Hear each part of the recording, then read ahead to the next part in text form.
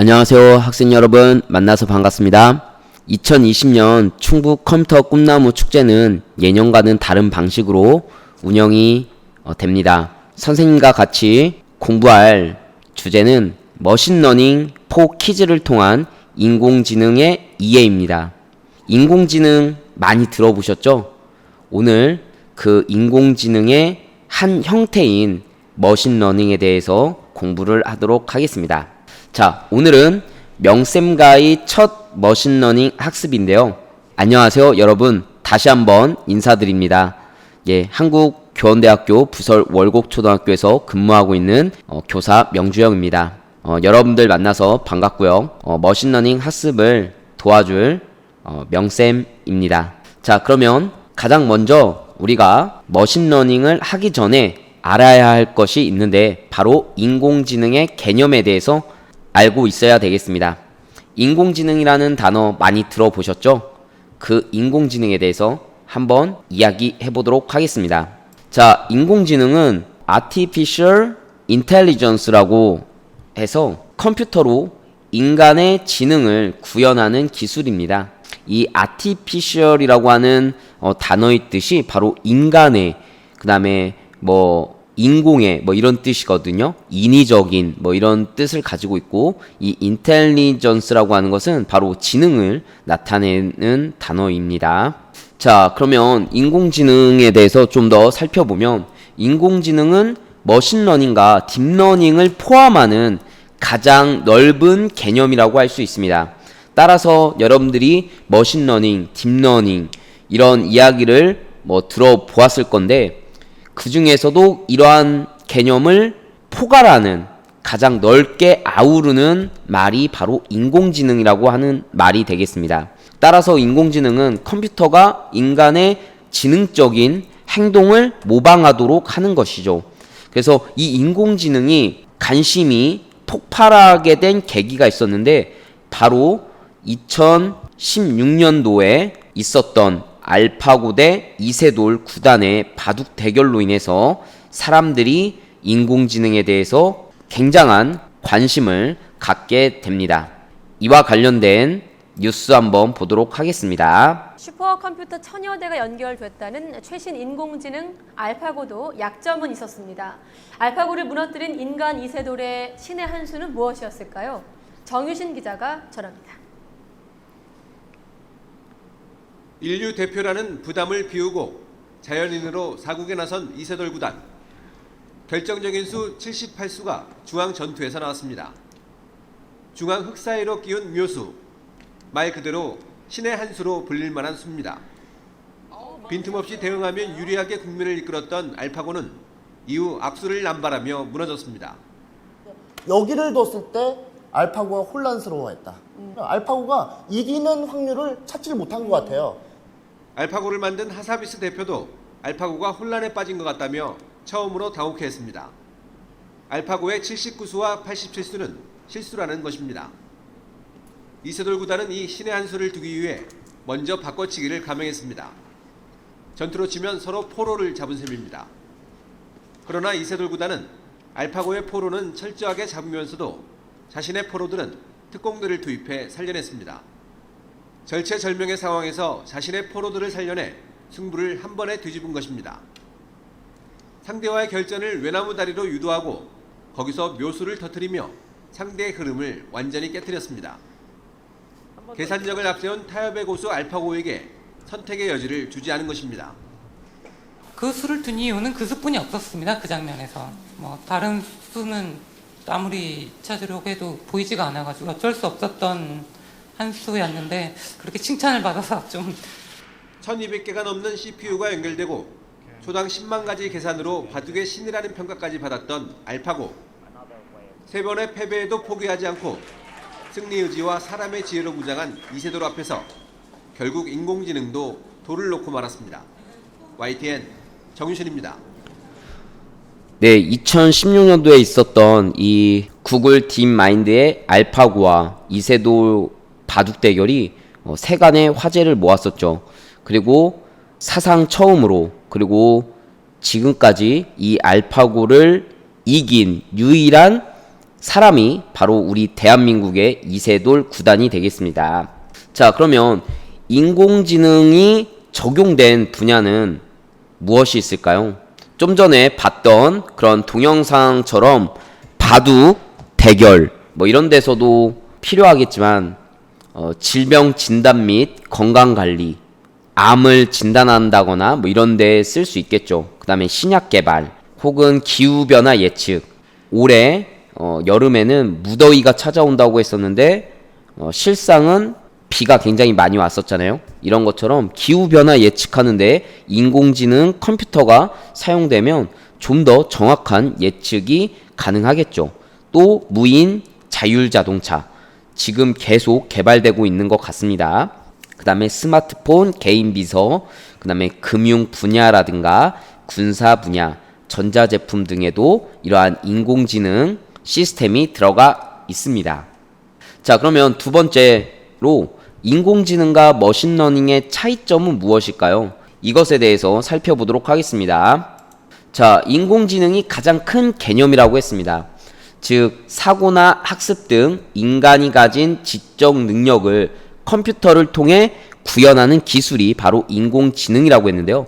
머신러닝은 그 영어 개념을 통해서 그 뜻을 파악하게 되면 기계 학습이라는 것입니다. 즉, 컴퓨터가 스스로 학습하여 인공지능의 성능을 향상시키는 기술 방법이라는 거죠. 기계가 학습을 스스로 한다는 것입니다. 그리고 딥러닝은 인간의 유령과 비슷한 인공신경망 방식으로 정보를 처리한다는 것입니다. 즉, 인간의 뇌 신경망처럼 정보를 처리한다는 거죠. 이 뇌는 아직까지도 의학이 발달되었지만 인간의 뇌는 아직까지도 많이 밝혀진 게 없습니다. 그렇기 때문에 이 딥러닝은 깊은 학습이라는 건데 사실 이 딥러닝의 알고리즘이 무엇인지 잘 알지 못합니다. 그만큼 복잡하다는 거겠죠. 자, 따라서 인공지능은 세 개념 중에서 가장 큰 범주고 그 중에 하나인 머신러닝, 기계 학습을 살펴보면 인간이 컴퓨터가 인식할 수 있도록 처리를 합니다. 즉, 데이터를 입력한다는 거겠죠. 그러면 컴퓨터가 데이터 특징을 분석하고 축적을 합니다. 이렇게 축적된 데이터를 바탕으로 답을 이끌어내는 가정을 가지고 있습니다. 자, 그에 반해서 딥러닝은 인간이 하던 작업이 생략됩니다. 데이터를 컴퓨터에 그냥 주죠. 그리고 우리가 알지 못하는 딥러닝 알고리즘을 이용해서 스스로 분석하게 됩니다. 이 딥러닝 알고리즘은 굉장히 복잡해서 인간이 알 수 없습니다. 그리고 컴퓨터 그 자체가 기계가 스스로 분석한 것을 통해서 답을 이끌어내는 것이죠.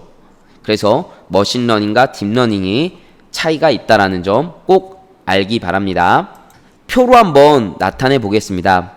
우수한 하드웨어, 컴퓨터 성능이 좋아야 되는 것은 딥러닝입니다.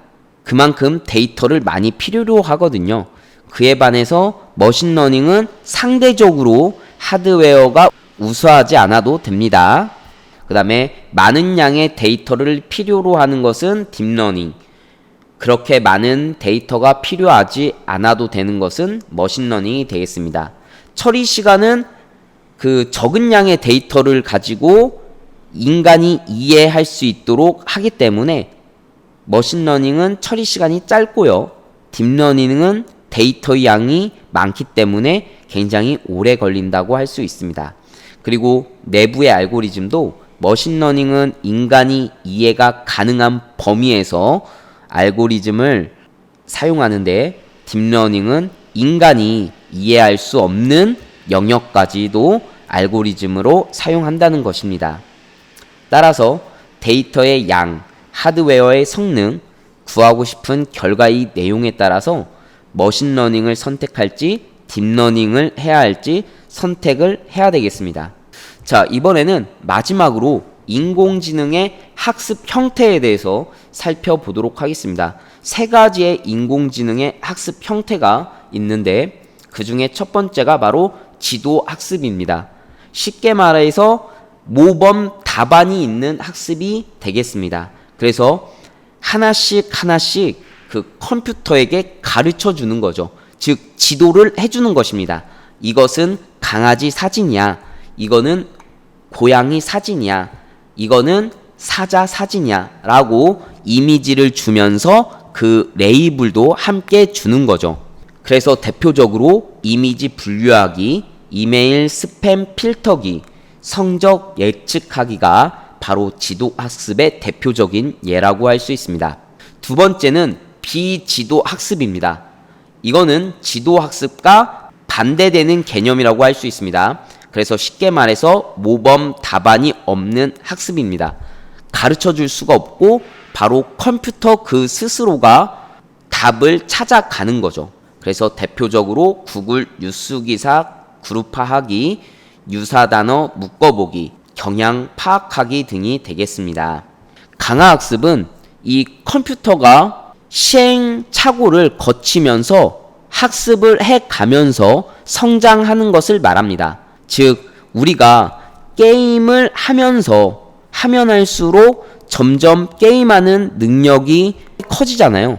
늘어나잖아요. 그런 것처럼 강화학습도 처음에는 실수와 시행착오를 거치지만 하면 할수록 계속해서 스스로 공부하고 학습하면서 능력이 커지는 것을 이야기합니다. 그래서 대표적으로 아케이드 게임, 예전 오락실 게임이라고 생각하면 되겠습니다. 그리고 처음에 봤던 동영상처럼 구글 딥마인드의 알파고, 그 다음에 자율주행 자동차가 바로 강화학습의 대표적인 예가 되겠습니다.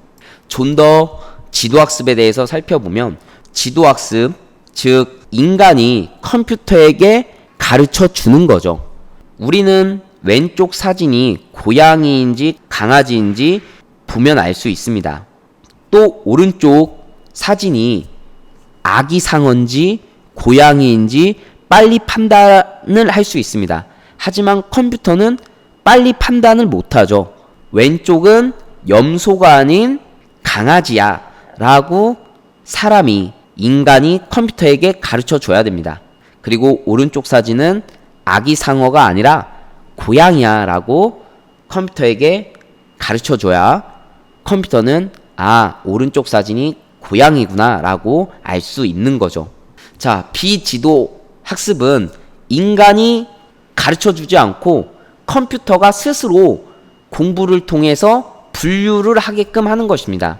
이 사진은 버스터즈의 명형서라는 연예인인데요. 가수죠. 선생님이 명씨라서 명씨 관련된 연예인을 한번 가져와 봤습니다. 그렇지만 여러분들 이 사진 6개의 사진을 보면 알겠지만 한 장의 사진이 다른 연예인 사진입니다. 어디에 있을까요? 네, 바로 왼쪽 하단에 있는 사진이 명형서 연예인이 아니라 다른 여자 연예인 사진이었죠. 이렇게 다양한 사진을 컴퓨터에게 인식을 시켜주고 컴퓨터는 여러 사진을 학습하다가 여러 사진을 중에 한 가지 사진이 좀 다른 것 같아 라고 이렇게 판단을 한다는 거죠. 그래서 분류를 해준다는 것입니다. 즉 인간이 직접 가르쳐주지도 않았는데도 컴퓨터가 스스로 공부하면서 학습을 하는 것을 우리는 비지도 학습이라고 할 수 있겠습니다. 자, 오늘은 인공지능의 이해 첫 번째 시간이라서 인공지능에 관련된 기초적으로 알아야 되는 그런 지식들에 대해서 설명을 해 보았습니다. 다음 두 번째 시간에서는 머신러닝 포 키즈 사이트에 회원 가입을 하고 그리고 IBM 클라우드를 회원 가입을 해서 실제로 머신러닝을 할 수 있는 기본적인 토대를 만들어 보도록 하겠습니다. 그러면 다음 시간에 만나요. 안녕!